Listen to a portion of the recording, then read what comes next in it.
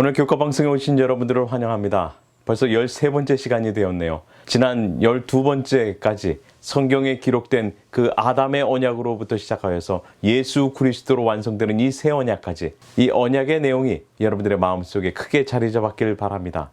오늘 13번째 시간, 새 언약의 삶이라는 제목을 가지고 예수 그리스도를 통하여 새로운 언약 관계에 들어간 그리스도인들이 어떠한 삶을 살아야 되는지 함께 살펴보도록 하겠습니다.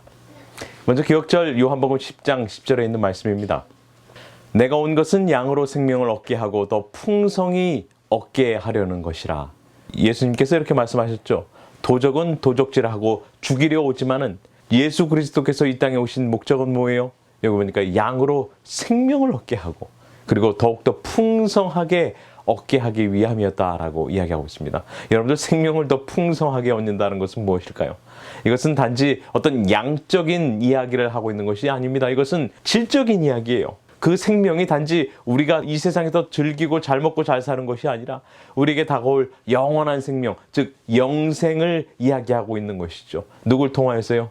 예수 그리스도를 믿는 믿음을 통하여서요. 그것이 바로 새 언약 관계에 들어간 하나님의 백성들이 누리는 특권이라는 것입니다. 예수 그리스도를 체험하고 만나고 그분을 통하여 변화된 그리스도인의 삶이 결국 궁극적으로는 더욱더 풍성한 삶을 약속하시는 그리스도 안에서 발견된다는 것이죠. 이러한 행복을 저와 여러분들이 발견해 나가면 좋겠습니다. 예수님은 첫 언약이 이루지 못한 것을 당신의 십자가를 통하여서 새 언약을 이루심으로 이제는 두 돌비가 아닌 마음에 새기는 그 언약을 완성하셨습니다. 그러므로 이제 그리스도 안에 있는 자들에게는 정죄함이 없는 것처럼 예수님 안에서 거듭난 자들은 성령을 통하여서 언약의 축복을 맛볼 수 있게 되는 것이죠. 여러분들, 그러합니다. 예수 그리스도께서 주시는 그 언약적 관계로 들어갈 뿐만 아니라 그분의 주시는 그 은혜를 우리의 삶 가운데 누릴 수 있다라고 이야기하는 것입니다. 그러할 때에 여러분들, 우리의 삶 가운데 죄의 용서와 해방이 있게 돼요. 그리고 이제는 새 마음을 받아서 우리의 삶 가운데 진정한 기쁨이 있다는 것이죠. 여러분들, 이것이 바로 다윗이 얘기한 시편 51편에 얘기한 하나님이여 내 속에 정한 마음을 창조하시고 내 안에 정직한 영을 새롭게 하소서라고 말한 것처럼 우리 그리스도인의 삶 가운데도 새롭게 재창조되는 거듭남의 역사가 있게 되는 것입니다. 그것이 바로 새 언약의 관계에 들어가는 백성들의 특징이 되는 것이죠. 자, 그래서 오늘 계속해서 이 새 언약의 삶, 그것이 우리에게 어떠한 의미를 내포하는지 함께 살펴보는 시간을 갖도록 하겠습니다. 요한일서 1장 1절부터 5절에 보면 태초부터 있는 생명의 말씀에 관하여는 우리가 들은 바요, 눈으로 본 바요, 자세히 보고 우리의 손으로 만진 바라. 이 생명이 나타나신 바 된지라. 이 영원한 생명을 우리가 보았고 증언하여 너희에게 전하노니 이는 아버지와 함께 계시다가 우리에게 나타나신 바 된 이시니라. 우리가 보고 들은 바를 너희에게 전함은 너희로 우리와 사귐이 있게 하려 함이니 우리의 사귐은 아버지와 그의 아들 예수 그리스도와 더불어 누림이라. 우리가 이것을 쓰면 우리의 기쁨이 충만하게 하려 함이라. 사도 요한은 보고 듣고 체험하였다라고 이야기하고 있습니다. 여러분들, 바로 사람을 안다는 것은 그런 것이에요. 제가 만일 김 장모님 댁 집에 간다면 그 집에서 한 일주일 살면 그 장모님에 대하여, 그 가족에 대하여 자세히 알 수 있을까요? 알 수 있담하다요. 그 장로님이 언제 일어나시는지, 언제 식사를 하시는지, 무슨 음식을 좋아하시는지, 언제 출근하시는지, 언제 화를 내고 언제 좋아하시는지 제가 다 알 수 있지 않겠습니까? 예수 그리스도와 교제를 하게 되면 우리가 예수님을 더욱 알아가는 그런 깊은 교제의 관계로 들어가지 않겠습니까? 여러분들, 교제가 없이 결혼을 하여 아이를 낳을 수 없듯이 예수 그리스도를 알지 못하면 그분의 베푸신 그 구원의 잔치에 참여할 수 없다는 것입니다.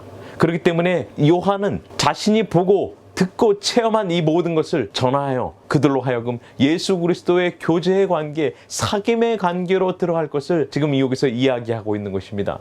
그래서 여기 뭐라고 그래요? 예수 그리스도와 더불어 그 누리는 사귐을 통하여 우리가 뭐 한다고요? 우리의 기쁨이 충만하게 한다고요. 여러분들, 그렇습니다. 우리가 예수님을 만나면 우리 가운데 기쁨이 충만할 것이에요.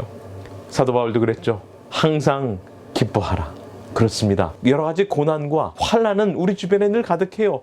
인생의 괴로움과 아픔은 늘 있습니다. 하지만 그 가운데 우리가 기뻐할 수 있는 것은 이 세상의 기쁨이 아닌 예수 그리스도를 통하여 오는 저 하늘에 대한 미래에 대한 기쁨 때문인 것이죠.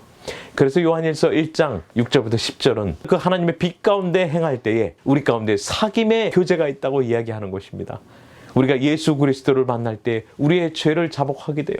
우리가 그 죄를 자복하게 될 때 하나님께서 주시는 진정한 용서가 있습니다. 그 용서를 통하여서 우리의 삶 가운데 기쁨이 있게 돼요. 그것을 통하여서 의롭게 되는 일이 있게 되는 것이죠.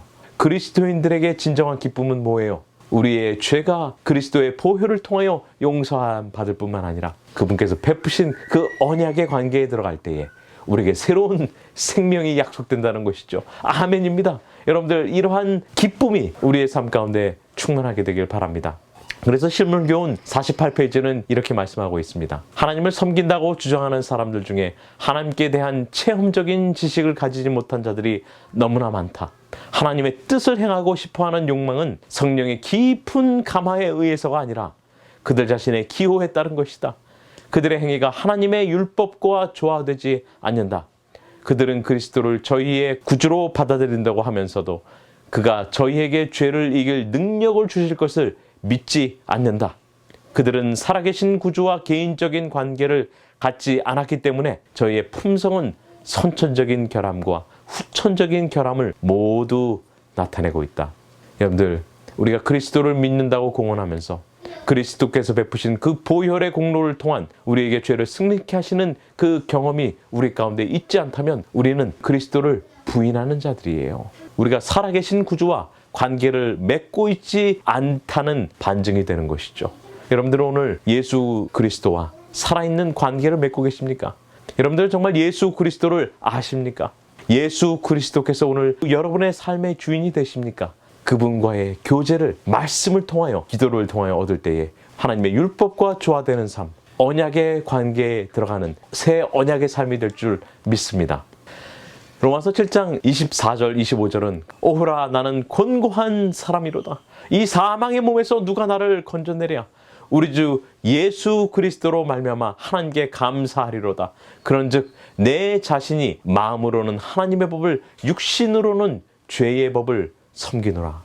그 위대한 사도 바울도 오라 나는 곤고한 사람이로다. 이 사망의 몸에서 죽음의 몸에서 누가 나를 건져낼꼬 라고 부르짖게 되는 것입니다. 여러분들 이 절망의 부르짖음을 하는 그리스도인들에게 희망이 있습니다. 누구를 통하여서요? 예수 그리스도로 말미암아 하나님께 감사해요. 왜요? 여기 보니까 마음으로는 하나님의 법, 육신으로는 죄의 법을 섬기고 있는데 왜 기뻐해요? 여기 8장 1절에 그 해답이 있습니다. 그러므로 성경에서 그러므로라는 단어가 나올 때는 자세히 보시기 바랍니다. 그것은 앞에 이야기한 모든 것들에 대한 결론이에요. 자, 한번 볼까요? 그러므로 이제 그리스도 예수 안에 있는 자에게는 결코 정죄함이 없나니. 아멘. 여러분들 누구 안에 있을 때요? 예수 그리스도 안에 있는 자들에게는 결코 정죄함이 없다라고 이야기하고 있습니다. 왜요? 이는 그리스도 예수 안에 있는 생명의 성령의 법이 죄와 사망의 법에서 너를 해방하였습니다. 여러분들 그렇습니다. 예수 그리스도 안에 있는 생명의 성령의 법이 우리를 해방케 하는 것이에요. 우리를 죄로부터 자유케 한다는 것이죠. 그래서 그리스도 예수 안에 있는 자들에게는 결코 정죄함이 없는 것이에요. 여러분들은 예수 그리스도 안에 계십니까? 아니면 예수 그리스도를 아직 밖에 세워두고 계십니까? 계시록 3장에 이야기하는 것처럼 우리의 마음문을 두드리실 때에 마음문을 열고 예수 그리스도를 받아들이시게 되기를 바랍니다. 여러분들 예수께서 들어오지 못하는 이유는 왜 그래요? 우리가 문을 열지 않아서 그래요. 우리가 예수께서 우리의 마음문을 두드리실 때에 예수 그리스도를 우리 안에 드리고 우리가 예수님 안에 들어갈 때에 진정한 사귐과 교제가 있게 돼요. 그것을 통하여서 성령 하나님이 우리 마음 가운데 역사하심을 통하여 새 언약이 우리의 마음 가운데 써지게 되는 것이에요. 그것이 뭐예요? 여러분들 성령을 통한 중생의 경험, 거듭남의 경험이 되는 것입니다. 여러분들 율법과 양심은 그리스도인이나 비그리스도인이나 모두를 정죄하고 죄의 무게로 짓눌러 버려요. 그런데요, 예수 그리스도의 보혈은 죄책감에 사로잡혀 있는 모든 자들을 용서와 자유를 주심으로 구원하신다는 사실 잊지 말게 되시길 바랍니다. 그래서 증언보감 1권 53페이지는 이렇게 말씀하고 있습니다. 그분은 그들의 죄책감과 죄의 짐을 제거하셨고 그들의 슬픔과 탄식을 없이 하셨으며 그들의 사랑의 조류를 완전히 바꾸어 놓으셨다. 그들은 한때 사랑했던 것을 이제는 미워한다. 그들은 전에는 미워했던 것을 이제는 사랑한다. 여러분들, 예수 그리스도께서 우리의 죄책감과 죄의 짐을 제거하셨습니다. 이제는 예수 그리스도를 우리 마음 가운데 받아들일 때에 이제는 우리가 새로운 마음을 받아요. 생명의 성령의 법이 우리의 마음을 주장하세요. 그러할 때 우리가 예전에 좋아했던 것을 이제는 미워하게 돼요. 예전에 미워했던 것을 이제는 사랑하고 좋아하게 되는 것이에요.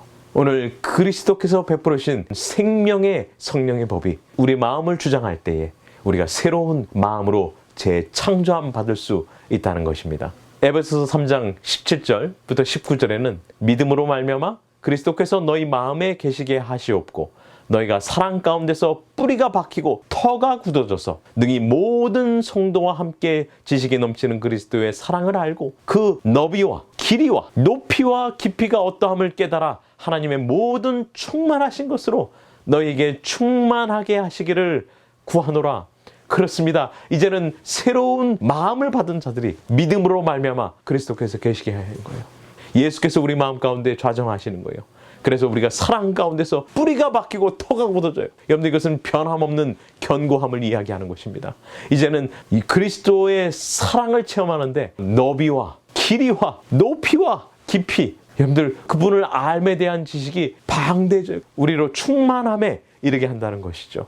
여러분들, 이 사랑은 우연히 받게 되는 것이 아니에요. 이것은 예수 그리스도를 통하여서 하나님의 사랑을 바라볼 때에 이르러 온다는 것입니다.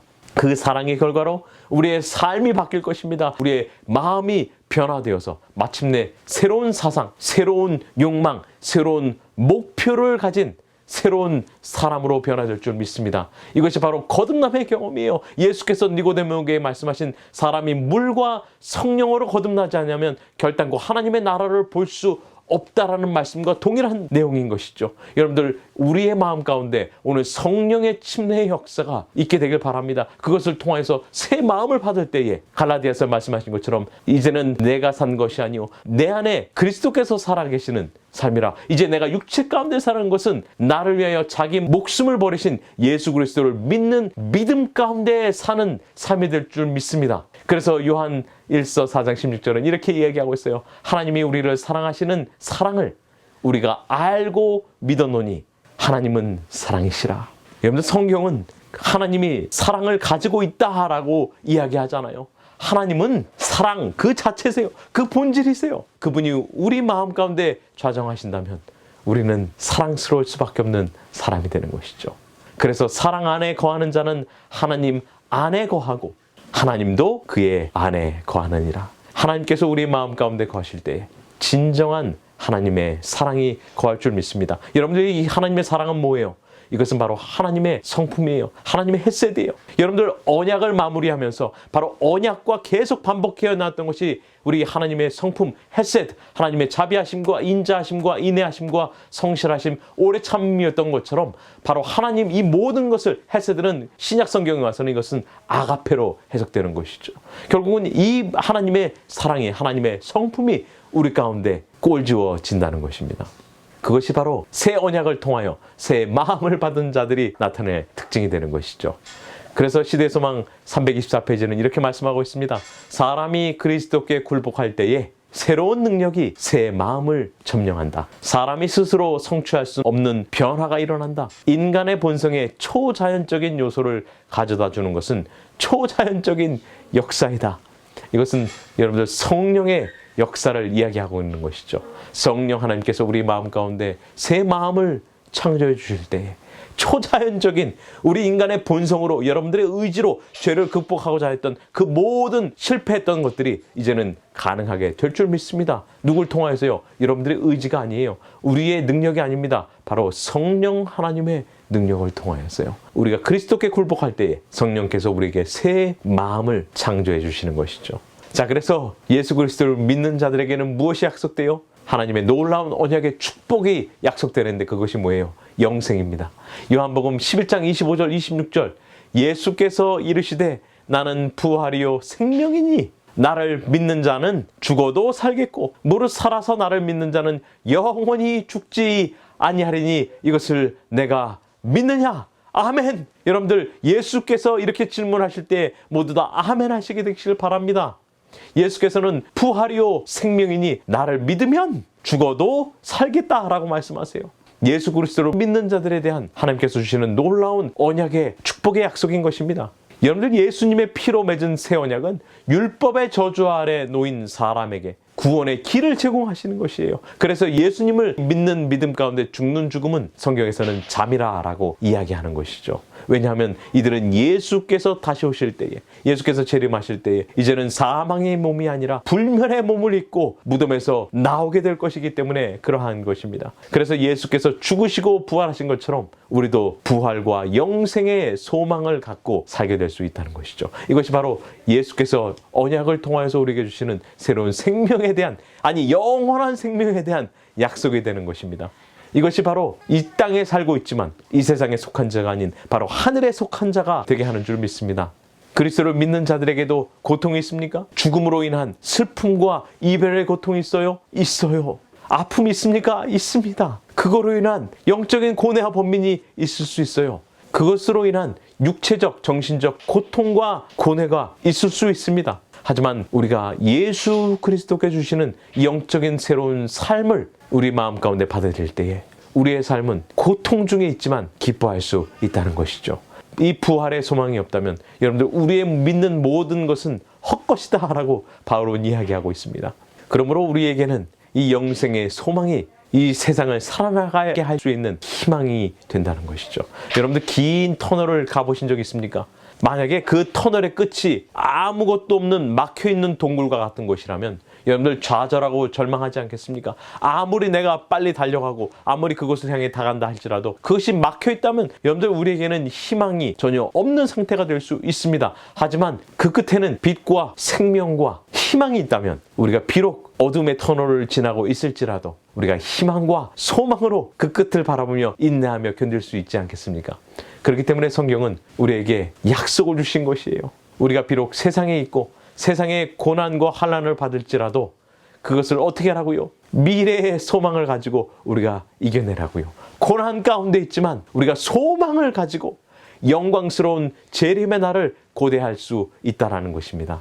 그러므로 마태복음 28장 19절 20절은 우리에게 사명이 있음을 이야기하고 있어요. 그러므로 너희는 가서 모든 민족으로 제자를 삼아 아버지와 아들과 성령의 이름으로 침례를 베풀고 내가 너에게 분부한 모든 것을 가르쳐 지키게 하라. 볼지어다 내가 세상 끝날까지 너희와 항상 함께 있으리라 하시니라. 예수께서 부활하시고 하늘로 승천하시기 전에 제자들에게 대사명을 주셨습니다. 너희가 절망 가운데 있고 좌절할 것이 아니야. 내가 죽음을 이기고 부활하여 하늘로 가는 것처럼 너희도 하늘로 갈 것이다. 그런데 그냥 너희만 믿고 가는 것이 아니라 뭐예요? 그러므로 이제는 너희가 받은 이 진리의 소중함, 그리스도께서 전하신 이 복음을 너희뿐만 아니라 너희에게 주변에 있는 모든 사람들에게 전해야 될 사명이 있다는 것이죠. 그들을 예수 그리스도를 믿는 제자로 삼을 뿐만 아니라 아버지와 아들과 성령의 이름으로 침례를 베풀고 주님께서 분부한 모든 것을 가르쳐 지키게 함을 통하여서 그들도 새 언약의 관계에 들어가게 해야 될 그러한 사명이 주어진 것이죠. 그러면 우리가 어떠한 삶을 살아야 될까요? 여러분들 우리는 피뿌림의 경험을 해야 된다는 것이에요. 여러분들 출애굽기 12장 6절 7절에서 마지막 열재앙 때에 그들이 어린 양을 잡아서 피를 흘리고 문 임방과 좌우 설주에 피를 뿌렸던 것처럼 여러분들 우리가 구원을 받기 위해서는 그 어린 양의 피뿌림이 우리의 삶 가운데 있어야 된다는 것입니다. 여러분들 어린 양이 피를 흘리지 않으면 무슨 피로 문 임방과 설주에 뿌리겠습니까? 여러분들 만일 피가 뿌려지지 않았다면 어린 양의 흘린 피가 무슨 소용이 있겠습니까? 이 마지막 6월절 밤에 피뿌림이 없었다면 그들에게 구원이 없었을 것입니다. 그런데 피뿌림이 없다면 어린 양을 잡았어도 그들에게 구원이 없다는 것이죠. 세상에 인기 있는 기별은 예수 그리스도를 믿기만 하면 구원받는다라고 이야기합니다. 여러분들, 그러나 그 믿음이 생애를 변화시키지 못하였다면 그 믿음은 거짓인 것이에요.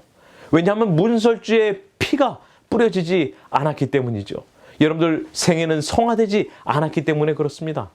여러분들, 그 예수 그리스도의 흘리신 피가 우리의 이마에, 우리의 손과 발에 뿌려져서 우리의 삶을 거룩하게 하지 않는다면 그 흘린 피가 나에게 무슨 유익이 있겠습니까? 그러므로 오늘 여러분들의 집에 예수 그리스도의 피가 뿌려졌습니까? 여러분들의 생각과 여러분들의 이마에, 여러분들의 행동에 피뿌림이 있었습니까? 오늘 예수 그리스도께서 흘리신 피가 우리의 삶에 뿌려질 때에 여러분들, 우리가 거룩한 삶을 살게 될 줄 믿습니다. 그래서 교회 증언 5권 353페이지에는 이렇게 말씀하고 있어요. 나의 형제여, 오라. 자비가 아직 머물러 있는 동안 지금 곧 오라. 고백하고 통회하면서 오라. 하나님께서는 넉넉히 용서해 주실 것이다. 기회를 등한히 하고자 하지 말라. 죽은 상태에서 일어나 그리스도께서 그대에게 빛을 주기 위하여 호소하는 자비의 음성에 귀를 기울이라. 지금 매 순간은 보이지 않는 세계를 위한 운명을 결정하는 순간들이다. 그러므로 그대의 교만과 불신으로서 그분의 자비를 더 이상 거절하지 않도록 하라. 그대가 만일 그렇게 한다면 마침내 추수할 때가 지나고 여름이 다하였으나 우리는 구원을 얻지 못한다고 탄식하게 될 것이다. 그렇습니다. 여러분들, 아직 예수 그리스도의 초청, 오라 하는 초청이 있을 때에, 그 자비의 문이 열려 있을 때에 예수 그리스도께로 오는 귀한 역사가 있게 되길 바랍니다. 예수 그리스도께 우리가 손들고 나갈 때에 예수 그리스도께서 우리를 넉넉히 용서해 주실 것입니다. 여러분들, 빛을 거절하지 말길 바랍니다. 주께서 아직 여러분들의 마음 문을 두드리실 때에 그 귀를 막고 돌이키지 않게 되길 바랍니다. 그 자비의 초청이 우리의 귓가를 들릴 때에 마음 문을 열고 주님께서 우리 안에, 우리가 주님 안에 들어감을 통하여서 진정한 아름다운 교제를 통하여서 이제는 새 마음을 받고 예수께서 내 안에 사는 삶, 이제는 내가 그리스도와 함께 십자가에 못 박혔으니 이제는 내가 사는 것이 아니요 내 안에 그리스도께서 사시는 삶을 통하여서 여러분들, 새 언약의 관계에 들어간 새로운 삶을 살게 되는 그런 놀라운 역사가 모든 시청하시는 분들의 삶 가운데 있게 되길 바랍니다. 지난 10세기 동안에 우리가 배운 이 언약의 삶이 이제는 우리의 삶을 통하여서 체험되고 실현될 때에 성령의 법이 우리의 마음을 주장케 함으로 그리스도와 동행하는 모든 주의 백성들 되기를 축복하며 우리 교과를 마치도록 하겠습니다. 기도하도록 하겠습니다. 하나님 아버지, 오늘 우리를 위하여 흘리신 피를 인하여 감사합니다. 주님, 이제는 그 피가 우리의 생각과 우리의 손과 발에 뿌려지기를 원합니다. 주님, 그렇게 하실 때에 우리의 죄가 도말될 뿐만 아니라 주님께서 우리 안에 계시고 성령이 우리의 마음을 주장하심으로 성령의 새로운 법이 우리 마음 가운데 기록될 때에 아름다운 성령의 열매 맺는 삶 되게 하여 주시옵소서. 그렇게 할 때에 우리의 삶 가운데 놀라운 기쁨의 삶 되게 하여 주시옵기를 예수 그리스도의 이름으로 간절히 기도합니다. 아멘. 이번 한 기 동안 함께해 주신 모든 분들 감사합니다. 오늘 행복한 안식일 되시기 바랍니다.